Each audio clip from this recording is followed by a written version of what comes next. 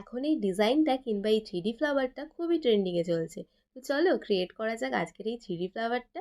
ফার্স্টেই আমি base colour use করে নিয়েছি ডাবল কোট। ডাবল কোটই কিন্তু আমি 60 সেকেন্ড করে কিওর করবো, আর আজকে আমি সিলসের 388 এই নাম্বার পলিশটা ইউজ করেছি।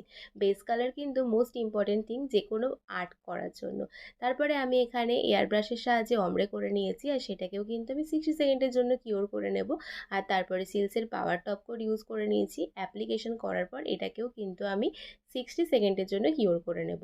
তারপরে আমি সিলসের সফট জেল টিপস গ্লু নিয়ে এখানে আমি সিলিকন ব্রাশের হেল্প থেকে ফ্লাওয়ারটা করে নিয়েছি, আর ফ্লাওয়ারটা হয়ে যাওয়ার পরে এটাকেও কিন্তু আমাদের 60 সেকেন্ডের জন্য কিওর করে দিতে হবে। আর তারপরে এখানে আমি পলিশ নিয়ে র্যান্ডাম প্যাটার্নে হালকা হাতে শেডিং করে নিয়েছি। আর তারপরে এটাকেও ভালো করে 60 সেকেন্ডের জন্য কিওর করে সিলসের 8 ইঞ্চ জেল গ্লু দিয়ে আমি এখানে কিছু জুয়েলারি বিডস বা জুয়েলারি বল অ্যাড করে দিয়েছি, যাতে এটা আরও সুন্দর হয়, আরও ইনহ্যান্স হয়। তারপরে সেটাকেও কিন্তু আমি 60 সেকেন্ডের জন্য কিওর করে দেব। আর তারপরে আমি ইউজ করে নেব সিলসের পাওয়ার টপ কোট, সেটাকেও অ্যাপ্লিকেশন করব।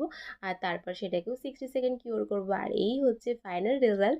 তোমরা অবশ্যই জানিও এই আর্টটা তোমাদের কেমন লাগছে, আর এই আর্টটা ভালো লাগলে অবশ্যই তোমরাও ট্রাই করো। তো চলো সবাইকে বাই, থ্যাংক ইউ।